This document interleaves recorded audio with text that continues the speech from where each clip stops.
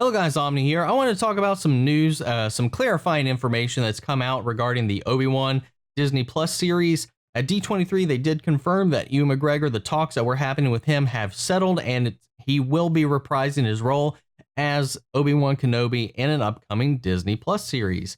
Now, one thing we all kind of speculated and assumed, and rightly so, I believe, is that this would obviously take place, at least obvious to a lot of us, that this would take place most interestingly between Revenge of the Sith and A New Hope.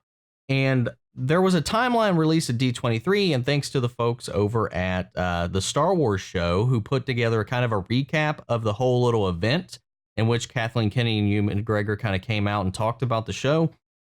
There was a graphic and a timeline, which I actually had seen online, but it was such a low quality, I couldn't make out all of the bits on it.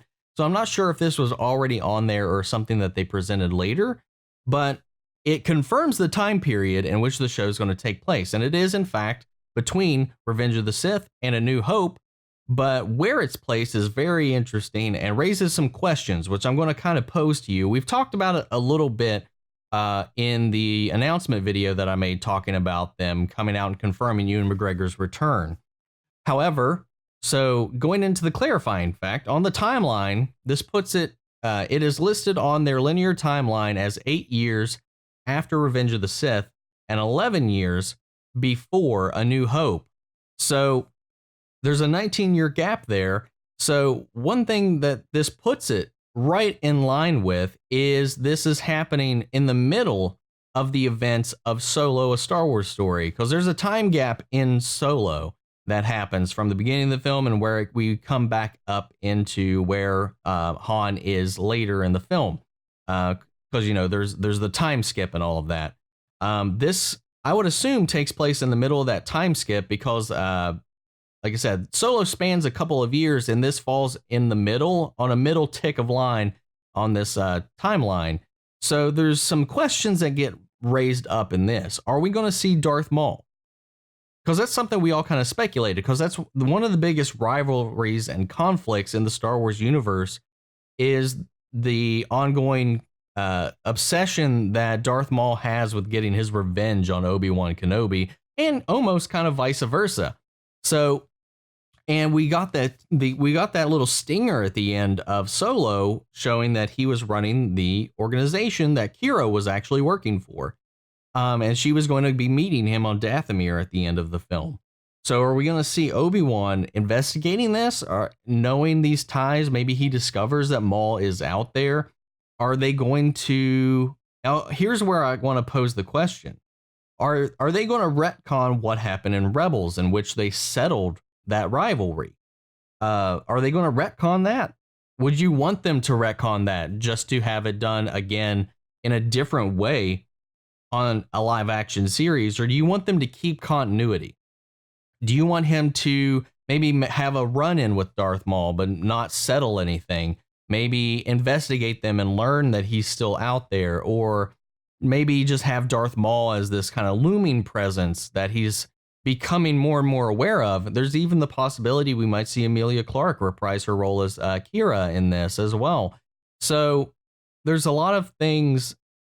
The main concern and question that I have is, what are they going to do with the continuity?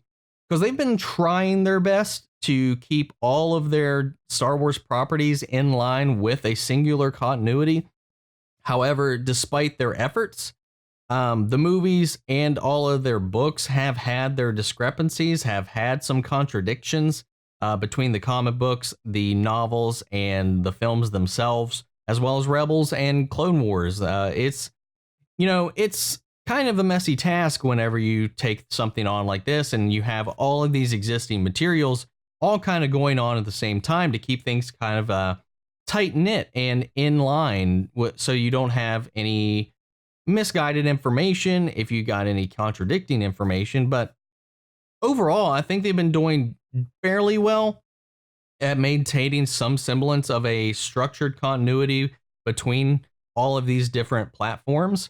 So honestly, with how things have been recently in Star Wars, I think a solid continuity is something important to keep.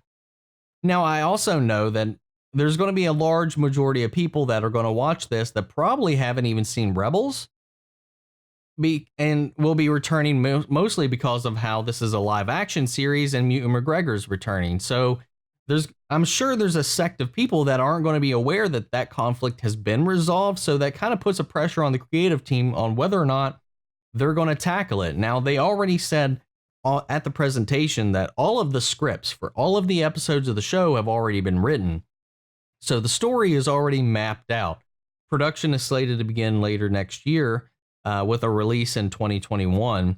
So I don't know. I doubt that at this point they're going to be doing any rewrites, because I'm assuming if at this point they are already written, then they've already kind of structured it around and know what they're going to do. Because all of those other storylines and threads that are kind of tackling this timeline, this period of time in the novels, the comics, and all that have kind of wrapped up. So there's not going to be anything new to worry about. It's just going to be tying in those old threads, and whether or not they want to change any of that and tackle it in a different direction. So I don't know. As much as I would really love to see Ewan McGregor face off with Ray Park again, I would also like to have a solid continuity. I would like to at least not have them conclude if Darth Maul does show up. Like I was saying before too, I would really like if this series never had Obi-Wan leave Tatooine.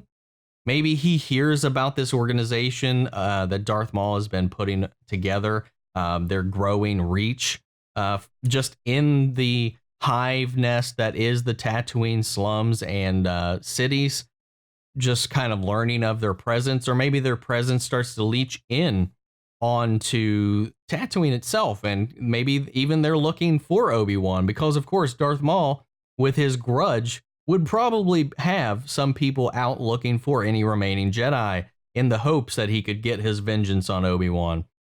So there's some different avenues to go in this, but in the end, would you want them to retcon what happened in Rebels between Obi-Wan and Maul to have it play out and have them meet in this? Or would you just like to see them kind of avoid any kind of retcon by having them either not meet up in person at all, or meet up and not have a decisive end in the show so that it can continue on and give us what happened in Rebels?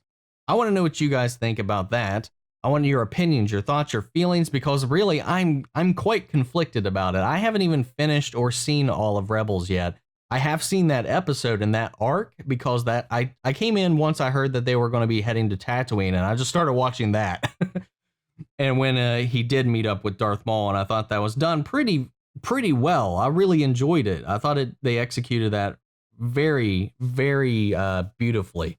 So I'm really torn on that. So I want to know what you guys think, what your thoughts and feelings are about this. So sound off in the comments. Let me know what you think. I would love to carry on the conversation after the video. And if you like this video, make sure to support the channel by liking, commenting, subscribing. If you didn't like it, let me know in the comments what you didn't like. And that is it for today, unless something else comes out that we got to talk about. There's a couple of things in the backlog that I kind of want to go back and touch upon, so maybe I'll do that later tonight. But for right now, that is it for today, guys. I will catch you guys in the next video. Take care, everybody.